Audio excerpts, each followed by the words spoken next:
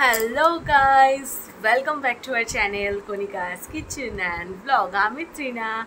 আমি আজকে তোমাদের সাথে একটা নতুন ব্লগ শেয়ার করতে চলে এসেছি। ওকে, তো অনেক দিন বড় ব্লগ আসে না আমাদের চ্যানেলে, আমরা জানি।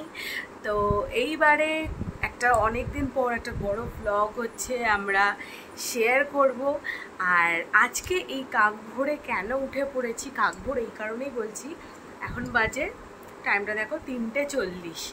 তো এই কারণেই বলছি কাকভোর উঠে পড়েছি কেন সেইটা আগে বলি। ফার্স্ট অফ অল, আমরা আজকে যাচ্ছি তারাপীঠ। হ্যাঁ, আর আমাদের ট্রেন হচ্ছে 6:50 শিয়ালদা থেকে। তো আমরা এখন যাব সোনারপুর, সেখান থেকে শিয়ালদা যাব।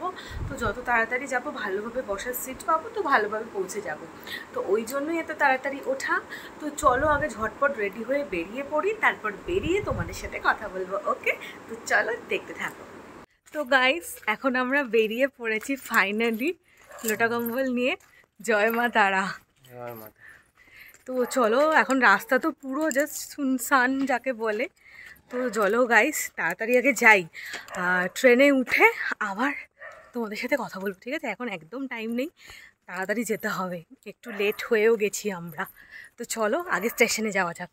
গাইস, তোমাদেরকে বলেছিলাম যে আমরা শিয়ালদা থেকে তারাপীঠ যাব, কিন্তু লাস্ট মোমেন্টে একটাও গাড়ি না পাওয়ার ফলে আমরা গেছিলাম হাওড়া থেকে শিয়ালদা। বাট হাওড়া থেকে যাওয়াতে আমাদের কিন্তু সুবিধাই হয়েছে।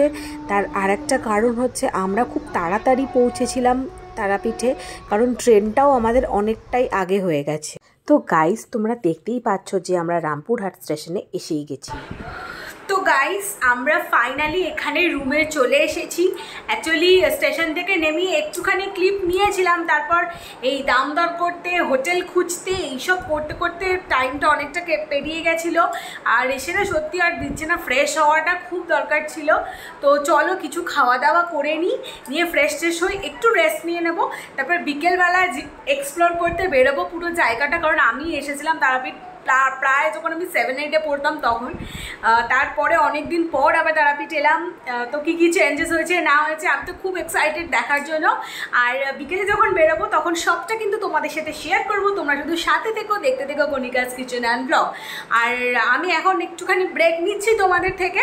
তো আগে চলো ফ্রেশ ট্রেশ সব কিছু হয়ে নিয়ে যখন বেরোবো তখন আবার তোমাদের সাথে কথা বলছি। ওকে, তো গাইজ, আমরা এখানে মন্দিরে যাওয়ার জন্য হয়ে গেছি রেডি ফাইনালি। তো আমরা এখন মন্দিরে পুজো দিতে যাচ্ছি, তাই তো? যেটা মেন কাজ মায়ের এখানে আসার, পুজো দেওয়া, সেই কাজটা আমরা আগে এখন কমপ্লিট করতে যাচ্ছি। তো আমরা এখানে রেডি শেডি হয়ে গেছি, আমরা তাহলে ডান। ওকে চলো, তো যাওয়া যাক। ও আরেকটা কথা গাইস, যে জানি না কতটা ভিডিও করতে পারবো ওখানে গিয়ে, মানে অ্যালাউ করবে কিনা সেটা তো জানা নেই। যদি অ্যালাউ করে তো অবভিয়াসলি ভিডিও করবো, যদি অ্যালাউ না করে তো ব্যাড লাক আমারও আর তোমাদেরও। তো অবশ্যই মায়ের মন্দিরটা অন্তত দেখানোর চেষ্টা করব। তো তোমরা সাথে থেকো, দেখতে থেকো। তো গাইস, আমরা এখন মন্দিরে চলে এসেছি। ভেতরে ফোন নিয়ে যাওয়া যাবে না, যতটুকু বাইরে থেকে দেখানো যায় তোমাদেরকে সেটা দেখাচ্ছি। আর বাকিটা পরে বেরিয়ে, পুজো দিয়ে বেরিয়ে তোমাদের সাথে শেয়ার করবো। ওকে, তো মায়ের মন্দিরটা একবার তোমাদের বাইরে থেকেই ভালো করে দেখিয়ে দিই। চলো, মায়ের মন্দিরটা তোমাদের বাইরে থেকেই দেখিয়ে দিচ্ছি, কারণ ভেতরে ফোন নিয়ে যাওয়া যাবে না একদমই। এই যে আমরা ওদের পুজোর ডালাও একদম রেডি, আমরা এখন মায়ের মন্দিরে যাব পুজো দিতে। দেখো কত লাইন পড়েছে, বাট আমরা ভিআইপি লাইনে যাব ফার্স্ট। তো চলো ভেতরে যাওয়া যাক। আমি বাইরে থেকে একটা ভিডিও করেছিলাম নাট মন্দির থেকে, তোমাদের যতটা দেখানো সম্ভব মাকে আমি ততটা দেখানোর চেষ্টা করেছি মাত্র। গাইস, এখন পুজো দিয়ে আমরা খেতে চলে এসেছি, প্রচণ্ড খিদে পেয়ে গেছে। তো আমরা আজকে ভেজ থালি নিয়েছি, তো এখন খাবো। আমাদের ভেজ থালিটা একবার দেখিয়ে দিই যে ভেজ থালিতে কী কী আছে। এই আমাদের আজকের মেনু, ভেজ থালিতে আছে আলু পোস্ত, একটা পাঁচমিশালি তরকারি, ডাল আর ভাজা। এটাই এখন আমরা খাবো। খিদে পেয়েছে, খাওয়া স্টার্টও করে দিই। তো চলো আগে খাওয়া দাওয়াটা করে নিই ঝটপট, পুজো তো হয়েই গেছে, আগে খেয়ে নিই তারপর কথা বলবো। খাওয়া দাওয়া সেরে নিয়েই আমরা প্রথমে চলে গেছিলাম তারাপীঠ মহাশ্মশানে। তারাপীঠ এসে তারাপীঠ মহাশ্মশানে আসবো না, এটা তো হতে পারে না। তবে হ্যাঁ, একটা জিনিস কি, শ্মশানের পরিবেশ অনেকটাই চেঞ্জেস হয়েছে শ্মশানের পরিবেশে। আর এই সিঁড়িগুলোও আগে ছিল না, মানে আমি যখন আজ থেকে অনেক বছর আগে এসেছিলাম তখন এইগুলো কিন্তু ছিল না, এগুলো নতুন করে করেছে। ভালো লাগছে অবশ্যই, বাট শ্মশানের আগের পরিবেশটা আমার বেশি ভালো লাগতো। এখন একটু কিছু চেঞ্জেস এসেছে। আর আরও একটা শ্মশানের সবথেকে দর্শনীয় স্থান হলো এই সাধক বামাখ্যাপার সমাধিস্থান, আর পাশেই মায়েরই খণ্ডশিলা। আমরা এই দুই জায়গাতেই কিন্তু পুজোও দিয়েছিলাম, আর সত্যি কথা বলতে পুজো দিয়ে মনটা একদম ভরে গেছিল। তারাপীঠ মহাশ্মশান কিন্তু আগে কাঠের চুল্লি ব্যবহার করা হতো, এখন এখানে বৈদ্যুতিক চুল্লিও ব্যবহার করা হয়। আর শ্মশানটাকে এরমভাবে রেনোভেটও করেছে। তোমাদেরকে আগেই বললাম যে অনেক বছর আগে আমি এখানে এসেছিলাম, তো এখন নতুন করে এসে দেখে ভালোই লাগছে। অনেক কিছুর পরিবর্তন এসেছে, বাট শ্মশান তো। শ্মশানের পরিবেশটা কেমন লাগছে?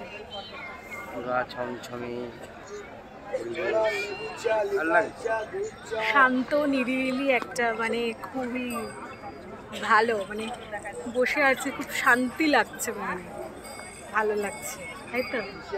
জয় বামদেব। কুছ ভি। তারপর আমরা চলে এসেছিলাম এখানকার মার্কেটটা ঘুরে দেখতে। সমস্ত কিছু ঘুরে একটু দেখছিলাম, তখনও অনেক দোকান খোলেনি। আমরা যেহেতু একদম বিকেল বিকেল, মানে দুপুর গেছিলাম পুজো দিতে, তখনও আস্তে আস্তে দোকান খুলছিল। তবে একটা জিনিস কি, এখানে অনেক প্যারা নিয়ে অনেকেই বসে থাকে। তোমরা কিনলে কিন্তু একটু টেস্ট করে কিনবে, কারণ না হলে প্যারার কোয়ালিটি কিন্তু ভালো থাকে না। Very good morning guys. আজকে হচ্ছে বুধবার, তো কালকে আমরা পুজো টুজো এসেই বিকেলবেলায় সব কিছু দিয়ে দিয়েছিলাম। আর আজকে আমরা হোটেল ছেড়ে দিচ্ছি, আমাদের 11টায় চেক আউট আছে। এই ঘুম থেকে একটু আগেই জাস্ট উঠলাম, এবার একটু ফ্রেশ ট্রেশ হবো, স্নান টান করে বেরিয়ে যাব। আমরা এখান থেকে যাব শান্তিনিকেতন।